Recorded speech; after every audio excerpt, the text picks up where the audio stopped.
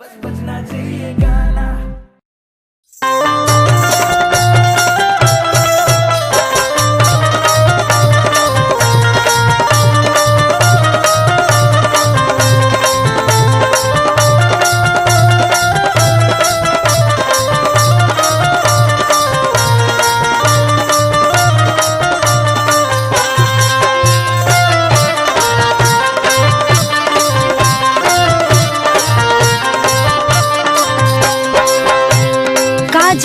का हो तनी हेने सुनी तो का बोला कह तनी कि हम सुननी है ये सब सही बात बा।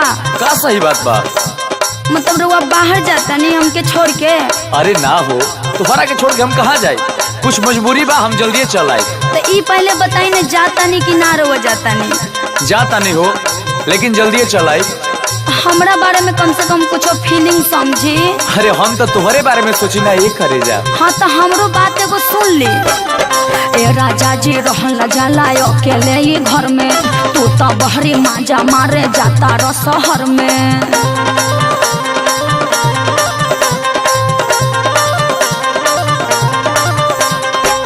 मतलब अब ये कहबू हम मजा मारे जाता नहीं? तो का कहे? बात समझा, हम तुहरे खाती जाता नहीं। अच्छा देखो हम तुहरा बारे में बहुत सोचले बानी और सुनो सुनावत नहीं। सुनाई कि जब ले बहरी न कमाईबू घर में खैबू कैसे, जब ले बहरी न कमाईबू घर में खैबू कैसे, जब ले बहरी न कमाईबू घर में खैबू कैसे, दू चार भारी घना गुड़िया झमकैबू कैसे, हाँ दू चार भारी घना गुड़िया झमकैबू कैसे।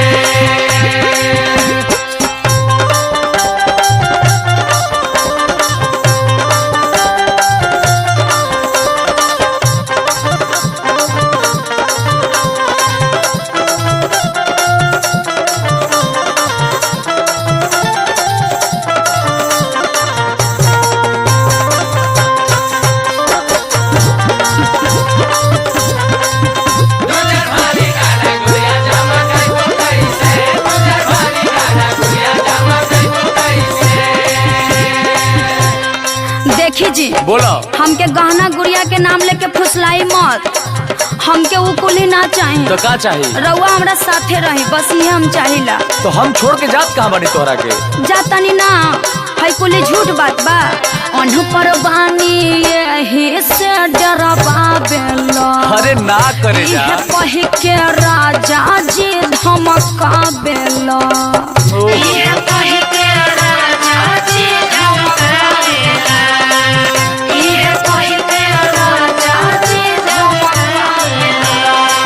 सुनो, तू जैसन भी बाड़ू हमारा खातिर एकदम लक्ष्मणिया बाड़ू। हटी जी, झूठ खाली मत बोली। हर बात बुझा धानिया मजबूरी बाटे हो। अरे बात बुझा धानिया मजबूरी बाटे हो। तू चार रुपयो कमाइल तो जरूरी बाटे हो।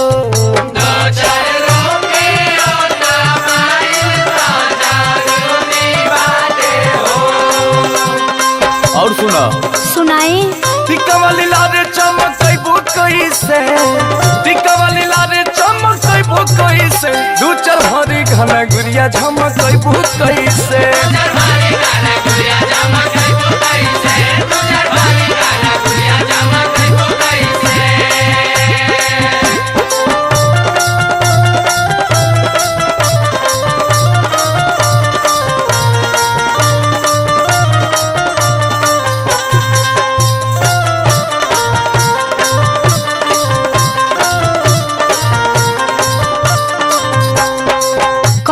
जी हाँ बोला। मतलब यहाँ कोनो काम ऐसा नहीं के गांव में जन रवा इहे करी या घर ही रही। काम तो बहुत बा परंतु पैसा बड़ी कम है यहाँ पे। हाँ तो हमरो बात सुन ले। बोला। जाबा के तो जल्दी घरे अइहा, एकदम आ जाए। अपना पगली के जानी भूलइहा। अरे कैसे भुलाई?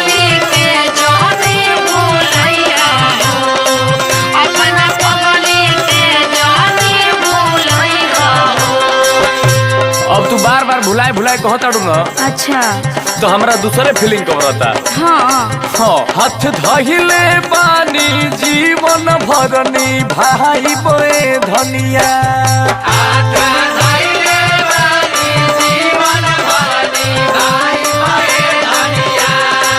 तोहके नया नया साड़ी ब्लाउज ले आई बोए धनिया।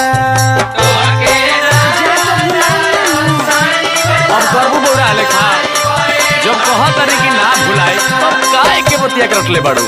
सुन अंकुश के तू भुलाइबू कैसे विष्णु के तू भुलाइबू कैसे दू चार भारी गहना गुड़िया झमकैबू कैसे दू चार भारी गहना गुड़िया झमकैबू कैसे दू चार भारी गहना गुड़िया झमकैबू कैसे दू चार भारी गहना गुड़िया झमकैबू कैसे दू चार भारी गहना गुड़िया झमकैबू कैसे दू चार